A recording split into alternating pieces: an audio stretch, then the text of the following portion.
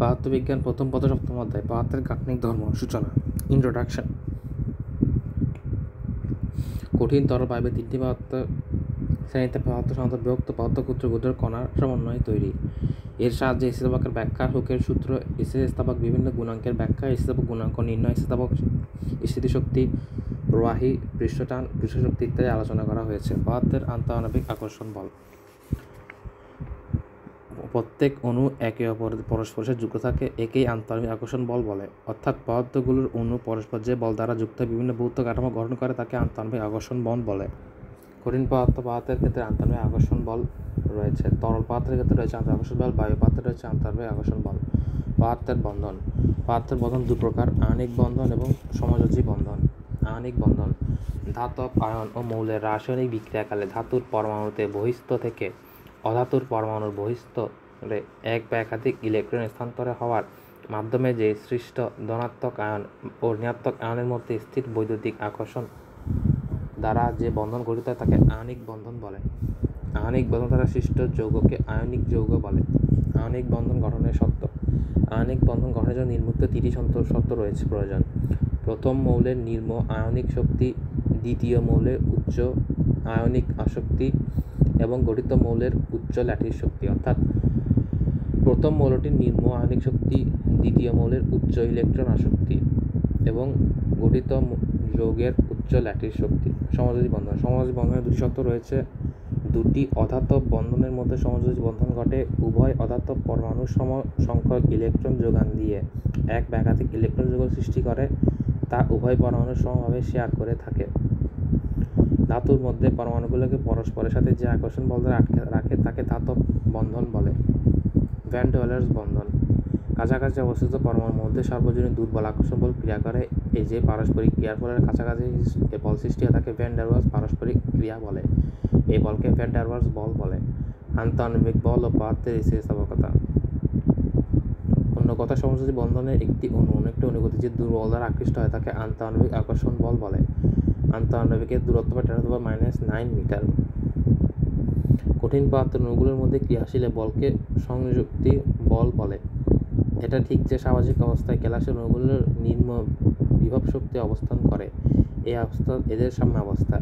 এরকম অবস্থানে কোনো অণুর উপর ক্রিয়াশীল নিট আন্তঃআণবিক বল 0। আন্তঃআণবিক বলের প্রকৃতি। এক্ষেত্রে আন্তঃআণবিক বলের স্থিতিস্থাপকতার ব্যাখ্যা। কোনো কলাসিত জড় পদার্থের বলের উপর বল প্রয়োগ করা হলে বল যে বস্তুর অণুগুলোকে সাম্য দূরত্বে r0 থেকে খানিকটা সরিয়ে দেয়, কিন্তু অণুগুলো সর্বদাই সাম্য বা স্বাভাবিক দূরত্বে ফিরে যেতে চায়। ফলে সরণের বিপরীত দিকে একটি প্রত্যায়নিক বল সৃষ্টি হয়। প্রযুক্ত বল বস্তুটিকে টেনে প্রসারিত করতে চাইলে অণুসমূহের পারস্পরিক দূরত্ব বেড়ে যায় এবং প্রত্যেক বল দ্বারা আকর্ষিত অপরপক্ষে প্রযুক্ত বল সংকুচিত করতে চাইলে প্রত্যায়নিক বল বিকর্ষী হয়। বস্তু সাম্য অবস্থানের জন্য প্রযুক্ত বল প্রত্যায়নিক বল পরস্পর বিরোধী এবং পরিমাণে সমান হতে হবে। এই প্রত্যায়নিক বলকে স্থিতিস্থাপক বল বলা হয়। স্থিতিস্থাপক সম্পর্কিত বলে কখন এর মাঝে স্থায়ী ঘটনা বলা হয়। স্থিতিস্থাপক সম্পর্কিত রাশিমালা। স্থিতিস্থাপকতা সংজ্ঞা: বস্তুর ওপর প্রযুক্ত বলে ক্রিয়া, তার আকার বা আয়তন উভয় পরিবর্তনের প্রচেষ্টা, পদার্থ যে ধর্মকে বাধা দেয় এবং প্রযুক্ত বলকে অপসারিত হলে পূর্বের আকার বা আয়তন ফিরে পায় তাকে স্থিতিস্থাপক বলে। বিকৃতিকারী বল অপসারণের পর যদি বস্তুর অবস্থার পুনঃপ্রাপ্তি না ঘটে তাকে নমনীয় বস্তু বলে, প্লাস্টিক বডি বলে। বস্তুর এই ধর্মকে নমনীয়তা বলে। এই বস্তুকে অস্থিতিস্থাপক বস্তুও বলা হয়। পূর্ণ স্থিতিস্থাপক বস্তু: যে বস্তুর বল প্রয়োগ করলে ওই বল অপসারণ করা হলে বস্তুটি পুরোপুরি পূর্বের অবস্থায় ফিরে পাওয়া তাকে পূর্ণ স্থিতিস্থাপকতা বলে। বাহ্যিক বলের প্রভাবে কোনো বস্তু বিকৃত হওয়ার পর ওই বল অপসারণ করলে বস্তুটি পূর্বের অবস্থাতেই থেকেই যায়, তবে ওই পূর্বের প্লাস্টিককে অস্থিতিস্থাপক বস্তু বলে। কোনো বস্তুর ওপর কোনো পরিমাণ বল প্রয়োগ করে যদি তা বিকৃতি বা কায়িক পরিবর্তন ঘটানো যায় তবে তাকে তবে তাকে পূর্ণ দৃঢ় বস্তু বলে। প্রযুক্ত বাহ্যিক বল: যে সর্বোচ্চ সীমা পর্যন্ত বস্তু পূর্ণ স্থিতিস্থাপক থাকে তা ওই বস্তুর স্থিতিস্থাপক সীমা বলে। অসহ বা অসম পীড়ন: ন্যূনতম যেই নির্দিষ্ট ভর ক্রিয়া কোনো বস্তু ভেঙে বা ছিঁড়ে যায় তাকে অসহ পীড়ন অসহ ওজন বলে। একে ভঞ্জক ভারও বলা হয়। একটি বস্তুর একক ক্ষেত্রফলের উপর প্রযুক্ত অসহ ভারকে পীড়ন বলে। স্থিতিস্থাপক ক্লান্তি: কোনো বস্তু তার উপর ক্রমাগত হ্রাস বৃদ্ধি করলে স্থিতিস্থাপক ধর্ম বৃদ্ধি পায়। এর ফলে বল অপসারণের সাথে সাথে বস্তু আগের অবস্থায় ফিরে আসে না, কিছুটা দেরি হয়। এই অবস্থাকে স্থিতিস্থাপক ক্লান্তি বলে। এরপর রয়েছে বিকৃতি, দৈর্ঘ্য বিকৃতি। কোনো বস্তুর একক মাত্রায় যে পরিবর্তন ঘটে বা তাকে বিকৃতি বলে। বিকৃতি প্রকারভেদ: দৈর্ঘ্য বিকৃতি বা অনুদৈর্ঘ্য বিকৃতি, কৃন্তন বিকৃতি বা আকারের বিকৃতি, মোচন বিকৃতি এবং আয়তন বিকৃতি। দৈর্ঘ্য বিকৃতি: বল প্রয়োগের ফলে যদি বস্তুর দৈর্ঘ্যের পরিবর্তন ঘটে তবে তাকে দৈর্ঘ্য বিকৃতি বলে। একক দৈর্ঘ্যের পরিবর্তনের ফলে বস্তুর দৈর্ঘ্য বিকৃতি পরিমাপ করা যায়। কৃন্তন, আকার বা মোচন বিকৃতি: যদি প্রযুক্ত বাহ্যিক বলে ক্রিয়া বস্তুর আলোর পরিবর্তন কেবল মাত্র এর আকৃতিক পরিবর্তন হয়, তবে বস্তুটি মুচড়ে খায়, তবে ওই ধরনের বিকৃতি কৃন্তন বা মোচন বিকৃতি বলে। ফলে বস্তুর অভ্যন্তরে যে পীড়ন সৃষ্টি হয় তাকে কৃন্তন পীড়ন বলে। এক্ষেত্রে কৃন্তন পীড়ন থিটা সমান d/l। কৃন্তন পীড়ন আপেক্ষিক সরণ ইন্টু ব্যবধান দূরত্ব। আয়তন বিকৃতি: আকারের পরিবর্তন ও আদি আয়তন v। বিকৃতির মাত্রা ও একক সমীকরণ: সুতরাং এর একক ও মাত্রা সমীকরণ নেই। বাহ্যিক বল প্রয়োগের ফলে কোনো বস্তুর বিকৃতি ঘটলে স্থিতিস্থাপকতার জন্য বস্তুর ওপর যেই বলের বাধাদানকারী বলের উদ্ভব হয়, বস্তুর একক ক্ষেত্রফলের লম্বায় প্রযুক্ত এই বিকৃতি উপাদানকে পীড়ন বলে। এক্ষেত্রে পীড়নের প্রকারভেদ: পীড়ন 3 প্রকার: দৈর্ঘ্য পীড়ন, আকার বা আকৃতি কৃন্তন বা মোচন পীড়ন, আয়তন পীড়ন। দৈর্ঘ্য বিকৃতি ঘটাবার জন্য প্রতি ক্ষেত্রফলের ওপর দৈর্ঘ্য বরাবর প্রযুক্ত বলের দৈর্ঘ্যকে দৈর্ঘ্য পীড়ন বলে। আকার বিকৃতি ঘটানোর জন্য যে পীড়ন প্রয়োগ করা হয় তাকে আকার পীড়ন বা মোচন পীড়ন বলে। আয়তন বিকৃতি ঘটানোর জন্য যে পীড়ন করা হয় তাকে আয়তন পীড়ন বলে। পীড়নের একক: mks পদ্ধতিতে, SI পদ্ধতিতে পীড়নের পরম বা নিরপেক্ষ একক নিউটন বর্গমিটার সংক্ষেপে nm ইনভার্স 2 বলা হয়। এক্ষেত্রে পীড়নের মাত্রা ml ইনভার্স 1 t ইনভার্স 2। হুকের সূত্র: একক ক্ষেত্রফলে প্রযুক্ত বল তবে বিকৃতিও ততগুণ হবে। হুকের সূত্রটি হলো স্থিতিস্থাপক সীমার মধ্যে বস্তুর ওপর প্রযুক্ত পীড়ন তার বিকৃতির সমানুপাতিক। এক্ষেত্রে পীড়ন বিকৃতির সম্পর্ক রয়েছে। সুতরাং পীড়নের সংজ্ঞা: প্রতি একক প্রস্থের ক্ষেত্রফল নির্ভর যে বল ক্রিয়ায় তারটি ছিঁড়ে যায় তাকে ওই তারের সহপীড়ন বলে। এক্ষেত্রে কোনো বস্তুর উপরিতলে স্পর্শী বল ট্যানজেন্টাল ফোর্স F প্রয়োগ করলে কৃন্তন পীড়ন থিটা হয় এবং পৃষ্ঠ ক্ষেত্রফল a হয়। কাঠিন্য গুণাঙ্কের একক মাত্রা ইয়ং গুণাঙ্কের মাত্রার অনুরূপ। লোহার কাঠিন্য গুণাঙ্ক 7.7 10 নিউটন মিটার স্কয়ার। লোহার ঘনত্ব পরিবর্তন রেডিয়ান ব্যাপক কোণের উৎপত্তি করতে উপরিতল ক্ষেত্রফলের উপর 7.7 10 নিউটন স্কয়ার বল প্রয়োগ করতে হবে।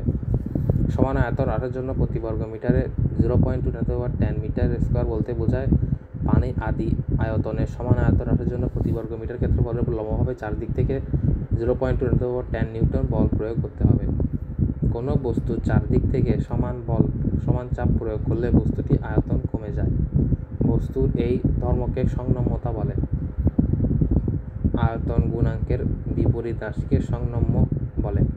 এক্ষেত্রে ইস্পাত 20, লোহা 20, নিকেল 20, তামা 12.6, অ্যালুমিনিয়াম 7, পিতল 10, সীসা 1.6, কাঁচ 6।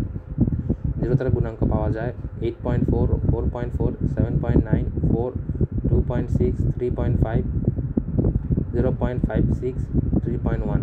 আয়তন গুণাঙ্ক 18, 9, 16, 14, 7.5, 11, 4.6, 3.7, 0.21, 2.6, 0.4। স্থিতিস্থাপক বিভব বা স্থিতিশক্তি অনুদৈর্ঘ্য বিকৃতির জন্য কৃত কাজ। এক্ষেত্রে আয়তন বিকৃতি শক্তি ইকুয়াল টু হাফ ইন্টু দৈর্ঘ্য পীড়ন ইন্টু দৈর্ঘ্য বিকৃতি। আয়তন বিকৃতির জন্য কৃত কাজ এটি হলো হাফ ইন্টু পীড়ন আয়তন পীড়ন ইন্টু আয়তন বিকৃতি। কৃন্তন পীড়ন ধরুন হচ্ছে হাফ পীড়ন ইন্টু বিকৃতি। শ্রেণী সমবায়ের ক্ষেত্রে স্প্রিংগুলো তুল্য ভর ধ্রুবকের বিপরীত মানের সমষ্টি তুল্য ভর ধ্রুবকের বিপরীত মানের সমান। ক্ষেত্রে স্প্রিংগুলো তুল্য ভর ধ্রুবকের বিপরীত মানের সমষ্টি তুল্য এবং ধ্রুবকের বিপরীত মানের সমান।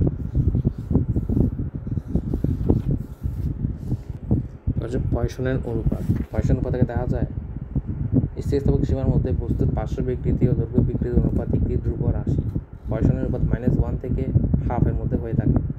পয়সনের অনুপাত -1 বেশি এবং হাফের অপেক্ষা কম হয়, অর্থাৎ পয়সনের অনুপাত -1 থেকে হাফের মধ্যে অবস্থিত হয়, কিন্তু বাস্তবে পয়সনের অনুপাত ঋণাত্মক মান পাওয়া সম্ভব নয়। তাই পয়সনের অনুপাতের বাস্তব সীমা হলো 0 থেকে হাফ। প্রকৃতপক্ষে দেখা যায় পয়সনের মান 0.2 থেকে 0.4 হয়ে থাকে। এক্ষেত্রে সীসা, অ্যালুমিনিয়াম, তামা, ইস্পাত, পিতল এদের পয়সার অনুপাত 0.44, 0.35, 0.34, 0.33, 0.33। নিকেল 0.31, 0.28, 0.24, 0.18 থেকে 3। প্রবাহীর প্রবাহ। প্রবাহী এক স্থান থেকে অন্য স্থানে গমন করাকে প্রবাহের প্রবাহ বলে। প্রবাহের প্রবাহের মধ্যে রয়েছে সমপ্রবাহ, অসম প্রবাহ, স্থির প্রবাহ, অস্থির প্রবাহ, সমরেখা বা সমস্রোত প্রবাহ। সর্বাধিক যে বেগ পর্যন্ত কোনো তরলের প্রবাহ রেখা বজায় থাকে সেকে বেগের সংকট বেগ বলে। যে প্রবাহীর গতিবেগে প্রতিবিদ্ধ প্রবাহীর কণিকাগুলো গতিবেগ সময়ের সাথে অপরিবর্তিত থাকে তাকে প্রবাহ ধারা রেখা বলে। ধারা রেখা প্রবাহের প্রবাহিত কোনো প্রবাহীর অন্তর্গত যে কোনো একটি ক্ষুদ্রতর কণা যে পথ অনুসরণ করে তার যে কোনো বিন্দুতে কাঙ্ক্ষিত স্পর্শ প্রবাহের বেগের নির্দিষ্ট দিকে, তাই ধারা রেখা প্রবাহ। ধারা রেখা প্রবাহ বৈশিষ্ট্য। ধারা রেখা প্রবাহের কণাগুলো গতি সরল বা বক্ররেখা হতে পারে। বক্ররেখা কোনো বিন্দুতে অঙ্কিত স্পর্শক প্রবাহী বস্তুর দিক নির্দেশ করে। কণাগুলির গতি রেখা পরস্পর ছেদ করতে পারে না। বেগ বেশি হলে গতি রেখাগুলি ঘন হয়ে যায়। বিক্ষিপ্ত প্রবাহের বৈশিষ্ট্য। বিক্ষিপ্ত প্রতি স্তরে সমান্তরাল হয় না। বিক্ষিপ্ত প্রবাহে চলমান প্রবাহীর কণিকাগুলো বেগ ভিন্ন ভিন্ন। বেগ বেশি হলে বেগ রেখাগুলি ঘূর্ণির মতো হয়। বিক্ষিপ্ত প্রবাহ সর্বদা অশান্ত হয়। প্রান্ত বেগ বা অন্তবেগ। কোনো সান্দ্র প্রবাহীর দিয়ে যদি কোনো গোলকের অভিকর্ষ প্রভাবে পতিত হয় তাহলে শুরুতে অভিকর্ষ ত্বরণের জন্য এর বেগ বৃদ্ধি পেতে থাকে, কিন্তু যুগোত্তরভাবে এর উপর বাধাদানকারী বল F বৃদ্ধি পায়, ফলে বস্তুটির নিট ত্বরণ কমতে থাকে। এই পর্যায়ে বস্তুর নিট ত্বরণ শূন্য হয়। বস্তুটি তখন ধ্রুববেগে নিয়ে পতিত হতে থাকে। তখন একে প্রান্তবেগ ও প্রান্তিক বেগ ও অন্তবেগ বলে।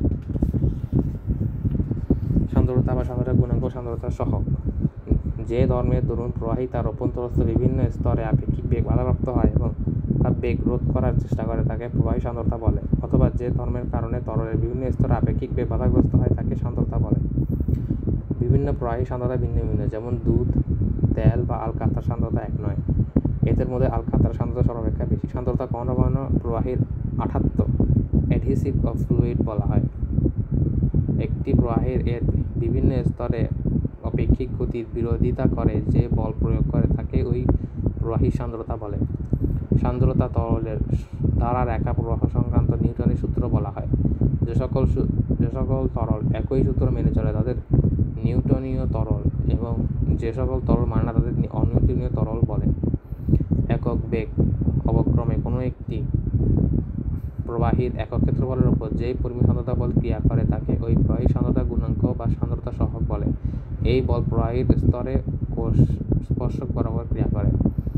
তরলে গতিবেগ নতিমাত্রা বজায় রাখতে প্রতি একক ক্ষেত্রফলে যে স্পর্শনী বল প্রয়োজন তাকে ওই তরলের সান্দ্রতা গুণাঙ্ক বা সান্দ্রতা সহগ বলে। এক্ষেত্রে দেখা যায় সান্দ্রতা গুণাঙ্ক সান্দ্রতা সহগের সমীকরণ। জানার বিষয়: কক্ষ তাপমাত্রায় গ্লিসারিনের সহগে পানির সহগে 3 গুণ বেশি। 80 ডিগ্রি তাপমাত্রায় পানি সান্দ্রতা গুণাঙ্ক 0 ডিগ্রি তাপমাত্রায় পানি সান্দ্রতা গুণাঙ্ক 1/3 হয়ে থাকে। সান্দ্রতার উপর তাপমাত্রার প্রভাব। বিপরীতমুখী পার্শ্ববর্তী অক্ষশ্রেণী বল বলে। গ্যাসের সান্দ্রতা গুণাঙ্ক তার পরম তাপমাত্রার বর্গমূলের সমানুপাতিক। সান্দ্রতা তরলের জন্য আণবিক বলের কারণ, কিন্তু গ্যাসের সান্দ্রতা উৎপন্ন হয় অণুগুলোর মধ্যকার সংঘর্ষের কারণে। তাপমাত্রা বাড়লে ত্বরণে আন্তঃআণবিক বল হ্রাস পায়। পক্ষান্তরে গ্যাসের অণুসমূহের মধ্যকার আকর্ষণ বল বৃদ্ধি পায়। তাই তাপমাত্রা বাড়লে গ্যাসের সান্দ্রতা বাড়ে কিন্তু তরলের সান্দ্রতা কমে। সান্দ্রতার উপর চাপের প্রভাব। চাপ বৃদ্ধি পেলে আন্তঃআণবিক দূরত্ব কমে যায়, ফলে আণবিক বল বৃদ্ধি পায়। ফলে তরলের পাশাপাশি দুটি স্তরে আণবিক বেগ কমে যায়, ফলে সান্দ্রতা বেড়ে যায়। কিন্তু গ্যাসের সান্দ্রতার উপর চাপের কোনো প্রভাব নেই, তবে নিম্ন চাপে কিছুটা ব্যতিক্রম লক্ষ্য করা যায়। বিজ্ঞানী ম্যাক্সওয়েল এটি প্রমাণ করেন। মাছের গঠনটি হল ধারা রেখীয় গঠন। এর চলার জন্য তুলনামূলক কম সান্দ্রতার প্রয়োজন পড়ে। সান্দ্রতার প্রয়োজনীয়তা: নৌকা চলায়, স্টিম লঞ্চ, জাহাজের উপর পানির গতিশীল মোটরের গতি, বিমানের বায়ু সান্দ্রতা লক্ষ্য করে সমসাময়িক নকশা তৈরি করা হয়। ফাউন্টেন পেন সান্দ্রতার উদাহরণ। শির ও উপশিরার মধ্যে রক্ত চলাচলও এই ধর্মের কারণেই হয়ে থাকে। ঘর্ষণ ও সান্দ্রতা। ঘর্ষণ কেবল মাত্র সংস্পর্শ তলগুলির প্রকৃতির উপর নির্ভর করে, কিন্তু সান্দ্রতা সংস্পর্শ তলগুলির প্রকৃতি ছাড়াও তলগুলির আপেক্ষিক গতির উপর নির্ভর করে। গতীয় ঘর্ষণ গুণাঙ্ক স্পর্শ তলগুলির আপেক্ষিক বেগের নিরপেক্ষ, কিন্তু সান্দ্রতা আপেক্ষিক বেগের উপর নির্ভর করে। অবিলম্ব প্রতিক্রিয়া বল: কোনো পরিবর্তনের জন্য ঘর্ষণের কোনো পরিবর্তন হয় না। সাধারণত চাপ প্রয়োগে তরলের সান্দ্রতা বৃদ্ধি পায়। নিকট বেগ ও রেনল্ডের সূত্র। সংকট বেগ। তরল প্রবাহের বেগ একটি নির্দিষ্ট সীমা অতিক্রম করলে শান্ত প্রবাহ অশান্ত প্রবাহে পরিণত হয়। বেগের নির্দিষ্ট সীমাকে সংকট বেগ বলে।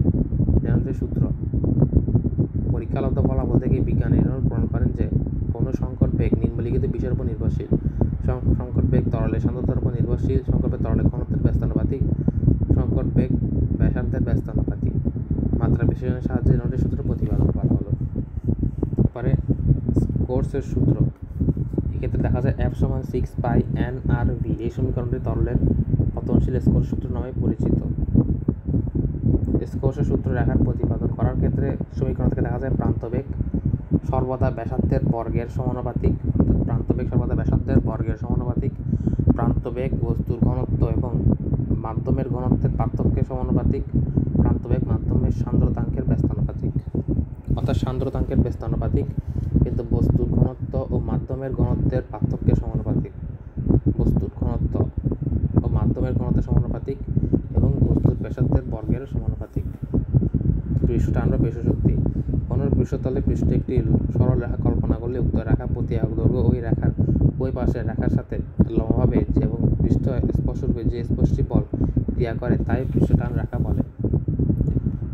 পৃষ্ঠটান রেখার বৈশিষ্ট্য। পৃষ্ঠটান রেখা তরলকে সংকুচিত করার চেষ্টা করে, তরল ক্ষেত্রফল বাড়ানোর চেষ্টা করলে পৃষ্ঠটান প্রতিরোধ করার চেষ্টা করে। পৃষ্ঠটানের উপর প্রভাবকারী বিষয়। দূষিতকরণ, দূষিত বস্তুর উপস্থিতি, তাপমাত্রা। যে কারণে পৃষ্ঠটান শূন্য হয় তাকে সংকট তাপমাত্রা বলে। তরলের উপর অবস্থিত মাধ্যম। তরলের মুক্ত তলের সাথে অন্য কোনো বস্তুর উপস্থিতি। তড়িতাহিতকরণ। পৃষ্ঠটানের কয়েকটি প্রয়োজনীয় সংজ্ঞা। সংশক্তি বা সংযুক্তি বল, অসঞ্জন বল, আণবিক পাল্লা। সংশক্তি বল। একই পদার্থের বিভিন্ন অণুর মধ্যে পরস্পর আকর্ষণই হলো সংশক্তি বা সংযুক্তি বল। অসঞ্জন বল। বিভিন্ন পদার্থের মধ্যে পারস্পরিক আকর্ষণ বলকে অসঞ্জন বল বলে। আণবিক পাল্লা। দুটি অণুর মধ্যে ক্রিয়াশীল সংশক্তি বল সর্বাধিক যতটুকু অনুভূত হয় তাকে আণবিক পাল্লা বলে। জানার বিষয়। দুটি অণুর মধ্যবর্তী সংশক্তি বল 10⁹ মিটার দূরত্বের মধ্যে অনুভূত হয়। চাপ বৃদ্ধি করলে আণবিক বল বৃদ্ধি পায়। সংযুক্তি বল দূরত্বের বর্গের ব্যস্তানুপাতিক। অসঞ্জন বল অপেক্ষা পানির অণুসমূহের মধ্যকার সংযুক্তি বল বৃহত্তর মান, তাই বৃষ্টির ফোঁটা কচু পাতাকে ভেজায় না, অপরদিকে আম পাতাকে ভেজায় থাকে। পৃষ্ঠশক্তি। কোনো একটি তরলের উপর ক্ষেত্রফল এককে বৃদ্ধি করতে যেই পরিমাণ কাজ সময় হয় তাকে পৃষ্ঠতলের পৃষ্ঠশক্তি বলে। পৃষ্ঠতলের বৈশিষ্ট্য। পরম শূন্য তাপমাত্রায় পৃষ্ঠশক্তি পৃষ্ঠটানের সমান। পরম শূন্য তাপমাত্রা ছাড়া অন্য তাপমাত্রায় মোট পৃষ্ঠশক্তি সর্বদা পৃষ্ঠটান অপেক্ষা বেশি। পৃষ্ঠটান ও পৃষ্ঠশক্তির মধ্যে সম্পর্ক। এক্ষেত্রে কোনো তরলের পৃষ্ঠশক্তি সংখ্যাগতভাবে তরলের পৃষ্ঠটানের সমান। কৌশিকতা। খুব সূক্ষ্ম ছিদ্র নলে সুষম নলে কৌশিক নলকে কৌশিকতা বলে। কৌশিকতা বলতে কৌশিক নলের তালের উঠানামা সংক্রান্ত ঘটনাকে বোঝায়। স্পর্শকোণ। একই পদার্থের বিভিন্ন অণুগুলোর মধ্যে পারস্পরিক আকর্ষণ বলেই সংশক্তি বল। এই বলের দূরত্বের বর্গের ব্যস্তানুপাতিক সূত্র মেনে চলে। অন্যদিকে পদার্থের অণুর মধ্যে পারস্পরিক আকর্ষণ বলেই অসঞ্জন বল। কঠিন ও তরল স্পর্শবিন্দু তলের বক্রতলে অঙ্কিত স্পর্শকারী বস্তুর সাথে তরলের মধ্যে যে কোণ উৎপন্ন করে তাকে সংশক্তি। কঠিন তরলের মধ্যকার স্পর্শকোণ বলে। সূক্ষ্ম স্পর্শকোণ এবং স্থূল স্পর্শকোণ। সূক্ষ্ম কোণ 90 ডিগ্রি কম হলে তাকে সূক্ষ্ম স্পর্শকোণ বলে। পানি ও কাচের ভেতরকার স্পর্শকোণ প্রায় 8 ডিগ্রি। বিশুদ্ধ পানি পরিষ্কারের জন্য কাচের ভিতরকার স্পর্শকোণ প্রায় 0 এবং রূপার ও পানির ভেতরকার স্পর্শকোণ 90 ডিগ্রি। স্পর্শকোণ 90 ডিগ্রি অপেক্ষা বড় হলে স্থূল কোণ স্পর্শকোণ হয়। যে সকল তরলের ঘনত্ব কঠিন দূরত্ব অপেক্ষা বেশি সেসব তরল সাধারণত সঠিক কঠিনকে ভেজায় না। এক্ষেত্রে স্পর্শকোণ স্পর্শক হবে। পারদ কোণকে ভিজায় না। কাচ ও ভেতরকার স্পর্শকোণ প্রায় 140 ডিগ্রি। স্পর্শকোণ যে যে বিষয়ের উপর নির্ভর করে। কঠিন ও তরলের প্রস্তুতি। কঠিন ও তরলের উপস্থিত মাধ্যম। পৃষ্ঠতলের ব্যবহার। পানির তলে পোকামাকড় চলাচল, সাবানের ফেনা, গাছের পানি পরিবহন, পৃষ্ঠতলে সূচের অবস্থান, ছাতার কাপড় বা তাঁবুর কাপড়ের মধ্যে পানি প্রবেশ না করতে পারা।